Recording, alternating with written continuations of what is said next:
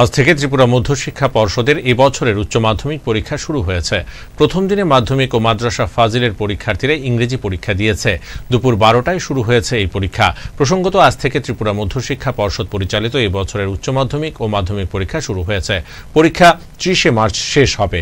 এবছর উচ্চ মাধ্যমিকের ছাত্রছাত্রীর সংখ্যা 25,345 জন। রাজ্যের 60টি কেন্দ্র এবং স্থান 98টি পরীক্ষা চলছে। এরই মধ্যে ধলাই জেলায় 60টি কেন্দ্র, 10টি ক্ষেত্র এবং 34টি স্কুলে পরীক্ষা হবে। টোটাল আছে 265 12-এ সিট পড়েছে 3টা স্কুলে, বটজলা এইচএস, প্রগতি বিদ্যাভবন আর রামনগর এইচএস স্কুল। এই 3টা স্কুলের সেন্টার পড়েছে আমাদের বিদ্যালয়ে। সবাই কি উপস্থিত আছে? এখনো তো সেটা বোঝা যাচ্ছে না।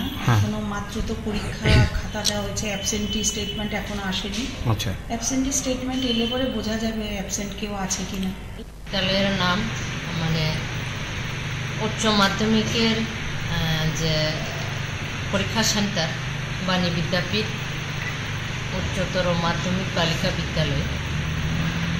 আমাদের বিদ্যালয়ে এই সেন্টারে মূলত 3টা স্কুলের ছাত্রীদের আছে। বুটজং গার্লস এইচএস, বিকে গার্লস, উপেন্দ্র বিদ্যাভবন আর এমটি গার্লস থেকে গত বছরের কন্টিনিউ যারা তাদের মোট 318 জন। 318 জন এখনও অবধি পরীক্ষা খুব স্মুথলি চলছে।